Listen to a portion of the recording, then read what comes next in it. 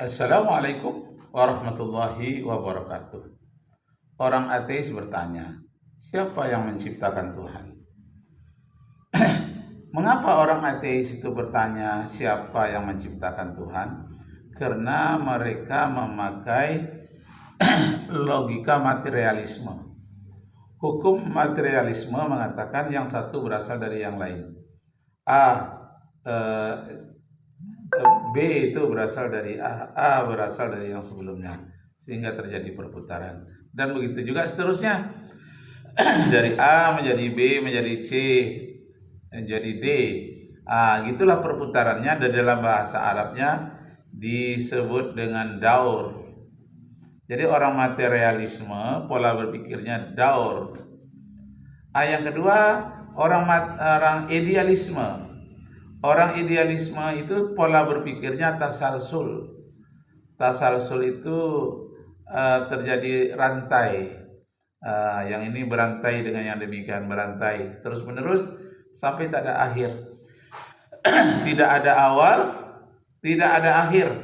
Sehingga orang idealisme itu menyatakan alam ini tercipta dengan sendirinya.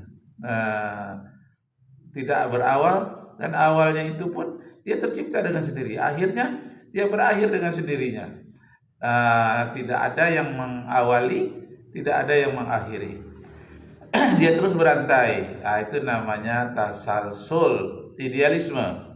Kalau daur, daur ulang, dur dan tasalsul.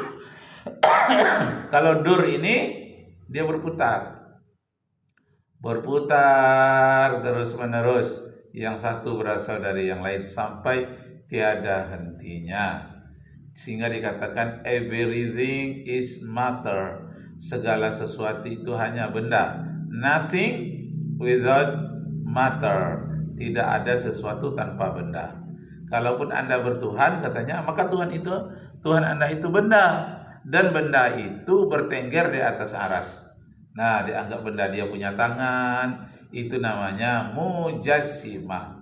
Jadi pola pikir orang mujassimah dan musabihah itu adalah pola pikir materialisme, asalnya dari Yunani. Kemudian pola pikir idealisme dari tasalsul itu juga berasal dari Yunani dan Romawi. Begitulah pandangan mereka terhadap alam semesta. Berbeda dengan Al-Quranul Karim, berbeda dengan Islam yang menceritakan bagaimana Allah itu qiyamuhu binafsi. Allah itu muncul dengan sendirinya. Lalu orang materialisme dan idealisme memprotes. Tidak ada yang bisa muncul dengan sendirinya, itu tidak ada. Yang satu hanya berasal dari yang lain. Tanyakan kepada mereka yang ahli fisika, ahli matematika, Anda tidak percaya Tuhan itu muncul dengan sendirinya? Iya, tidak percaya. Tapi kenapa Anda percaya angka 1 muncul dengan sendirinya? Mereka pun bingung. Iya ya, angka 1 itu muncul dengan sendirinya. Angka 1 terus, angka 2, 3, 4, 5 sampai kuadriliun. Sampai banyak sekali, tiada batasnya. Tapi berawal dari 1. Siapa yang menciptakan angka 1? Kalau menciptakan angka bisa, tapi satunya itu, hakikat 1 itu, siapa yang menciptakannya? Mereka tidak jawab.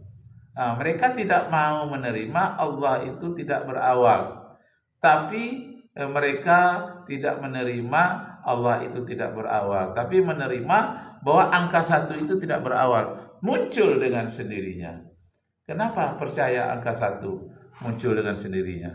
Allah yang maha perkasa, kalian tidak percaya Allah itu muncul dengan sendirinya. Karena itu timbullah perdebatan antara ahli teologi dengan ahli filsafat di karangan orang idealisme dan materialisme. Jadi bagaimana menumbangkan pola pikiran idealisme dengan materialisme ini? Caranya adalah dengan menggunakan filsafat mereka sendiri. Filsafat materialisme. Benda ini berputar. Nah, bisakah benda ini berputar sendiri? Tidak bisa. Pasti ada yang memutarnya. Dari A, B, C, D, F sampai Z harus ada yang memutarnya dengan teori Daur. Dur dan tasalsul itu, tasalsul. Daur itu.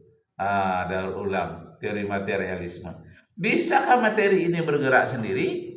Tidak bisa. Mesti ada faktor X, faktor dari luar yang menyebabkan dia pertama muncul. Di dalam bahasa materialisme ada faktor X yang maha dahsyat yang bisa memutar alam semesta ini. Kenapa? Karena alam ini saja sudah begitu dahsyatnya, apalagi yang menciptakannya. Jadi yang menciptakan alam semesta ini maha dahsyat. Masya Allah. Yang menciptakan alam semesta ini maha dahsyat.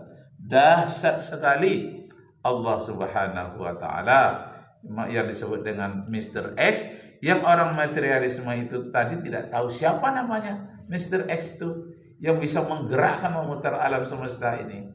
Seluruhnya berputar. Atom saja berputar, mulai dari neutron, elektron, proton, semuanya berputar mengelilingi inti atom. Elektron tadi sifatnya negatif, mengelilingi intinya foton. Mengelilingi foton ini. Nah, intinya nuklir. Jadi perputaran itu diawali juga. Nah, begitu juga di tata surya ini. Matahari diputari, dikelilingi oleh planet-planet. Mulai dari Merkurius, Venus, Bumi, Mars, Jupiter, Saturnus, Uranus, Neptunus, Pluto. Berputar dia berlawanan dengan arah jarum jam. Nah, surat Yasin surat 36 ayat 36 mengatakan kullu fi falaki yasbahun.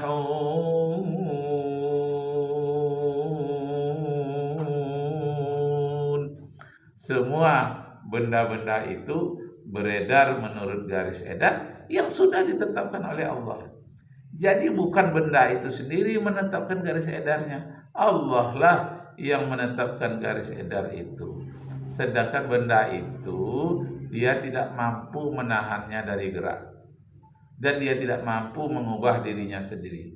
Yang mampu mengendalikannya, menggerakkannya hanyalah Allah Subhanahu wa Ta'ala. Nah, mari kita akan dengarkan sedikit perbincangan antara orang-orang ahli filsafat dengan orang-orang ahli agama. Nampaknya ahli filsafat ini diwakili oleh Rocky Group, yang ahli agama terutama Nasrani diwakili oleh seorang pendeta dari NTT. Maha kuasa itu apa? Artinya maha segalanya, bisa segala sesuatu, bisa. Sekarang saya tanya, kalau Tuhan mau jadi manusia bisa atau tidak? Tidak bisa. Kalau tidak bisa, berarti mengapa Tuhan tidak bisa menjadi manusia? Karena Tuhan itu maha berkuasa. Kalau Tuhan itu menjadi manusia, langsunglah dia menjadi tidak maha kuasa. Hilanglah kemahakuasaannya. Nah, tidak bisa. Jadi Tuhan itu tidak bisa menjadi manusia karena Tuhan tidak bisa menjadi tidak maha kuasa. Tuhan tidak bisa menjadi dia tidak ada.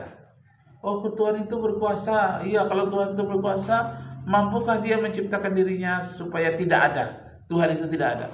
Tidak bisa. Itu mustahil bagi Allah.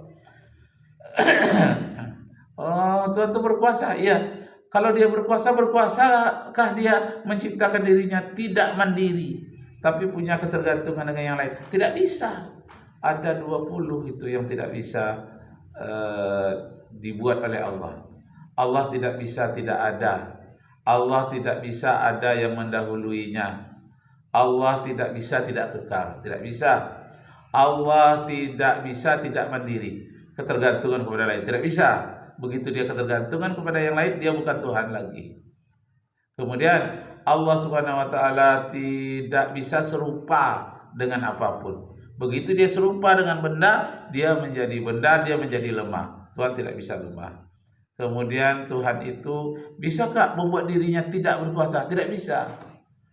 Karena itu mustahil baginya bahwa Allah itu maha berkuasa.